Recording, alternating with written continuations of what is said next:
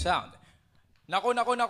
Ako pa rin po ang inyong poging news anchor. Ako po si JB Rustia. Aba, Ambas ha? Ako na, ang inyong Anchor 2, Franz Ambas. Op, mga tropa, andito na ang tol ng skaters, Flint Kimpol. At ako naman ang princess ng Team Pogi, Janine Aventurado. Para naman sa balitang Deka Libre, Roy Alegre. Koronahan nyo na mi. This is still your queen with a K, Kirk P. Sa ngalan ng aming technical director, Teo Carucan, Walang inuurungan. ito ang NSPC Patrol. Thank you sa balitang hatid sa atin ng tambalang Yalvin, Mariel at Kelvin. Yes, susunod ng NSPC Patrol na. Team Pogi, Franz. At JB. Pero bago pa ang susunod na balitaan, pitikan muna tayo dyan dahil ito na ang Rate Mo, Pitik Ko. Mula po sa ating rating question kahapon, ano ang bucket list summer vacation locations mo? Heto na ang top 2 raters natin, sis. From at Not Justine. Pangarap kong mag-Korea para lamigin, pero parang bagyo na lang pala kasi I love the Philippines! Wow, kung ang iba gusto ng summer heat, ikaw ay gusto ng colder trip. Oo, kaya lang marami hong bibisita dyan ha dahil Baguio ang ating summer capital. Dahil dyan, meron kang 5 pitik with soft moves. And naku, ako excited ako para dito sa Oh, susunod. ito mula kay at Carlo Tweet. I still can't believe my long-time dream of preaching NSPC. Grabe, meron pang Ormoc City. Hashtag rate mo, pitiko. Wow, ganyan ang perfect na gala, o diba? May purpose, tapos masaya. Good luck, Journos! Dahil dyan, meron kang unlimited with extra soft moves. Ipadala nyo naman po ang inyong sagot sa tanong na anong viral food ngayon ang tunay na worth the hype para sa susunod na episode ng Rate Mo, Pitik Ko! Susunod na ang Team Pogi, Franz at JB. Wala pa rin maglilipat ng estasyon dahil basta balitaan, ENSPC na yan!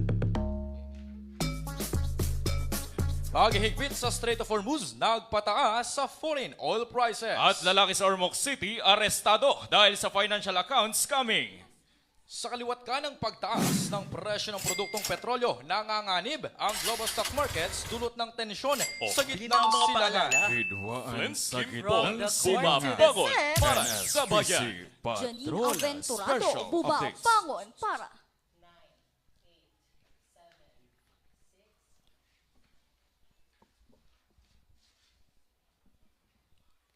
Sa bawat pagsikat ng araw, kagandahan ay matatanaw.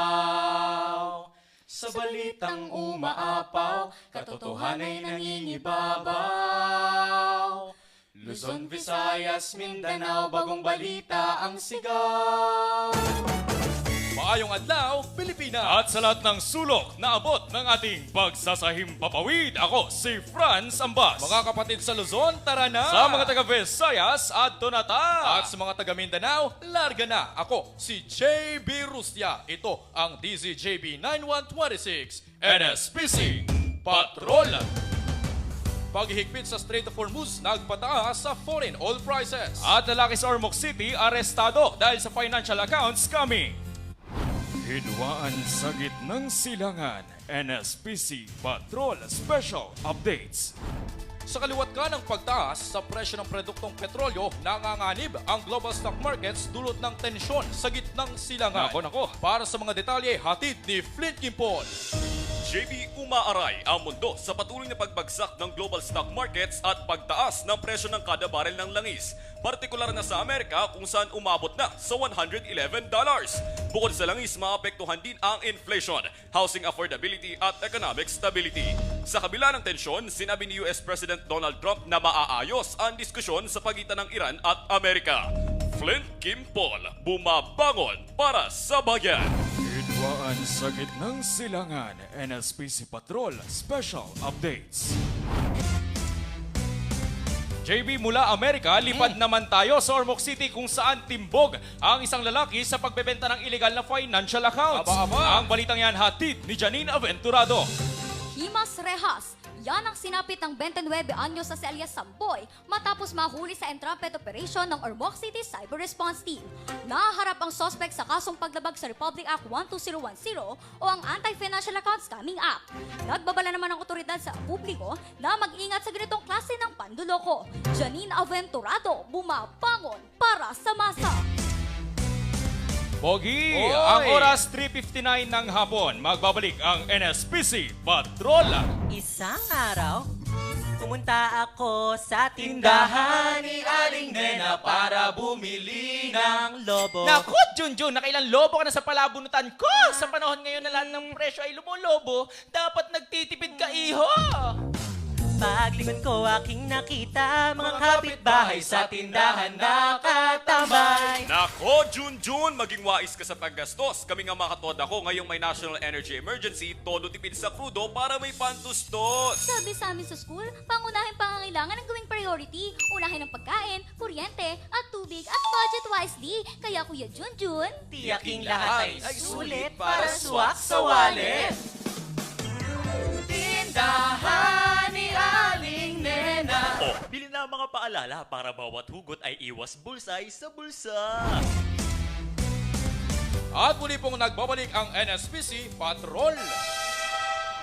Para naman sa balitang sports, Filipino tennis player Francis Alcantara naipit sa United Arab Emirates dahil sa sunog sa Fujairah. Ang esports na balita hatid ni Roy Alegre. JB, naantala ang ATP Challenger 50 Fujairah Open dahil sa sumiklab na sunog sa oil facility sa Fujairah matapos mahulog ang mga drone debris sa lugar. Nasa ligtas na kalagayan naman si Alcantara at kasalukuyang nananatili sa kanilang team hotel. Ayon sa ulat, military activity din sa Middle East ang dahilan upang i-cancel ang kompetisyon. Roy Alegre, bumabangon para sa balitang esports. Para naman sa balitang showbiz, Ma'am She Kirk, anong chika? From the court to the set, hashtag MVP din sa latest Oscar Awards, si NBA Hall of Famer at veteran basketball player Michael B. Jordan na inuwi ang Best Actor Award. Hashtag 3 points ang performance si Jordan sa voting body ng Academy at nailagan ang kapwa nominee na si movie star Timothy Chalamet sa pagsungkit sa prestihiyosong parangal. Bangon, may chika! Queen with a K, Kirk P. para sa NSPC. At yan ang mga balitang tinutukan sa araw na ito. Muli ako si JB Rusya. At ako naman, si Franz Ambas. Ang gigising. Kilos. Aksyon. Ito ang DZJB 9126. NSPC Patrol.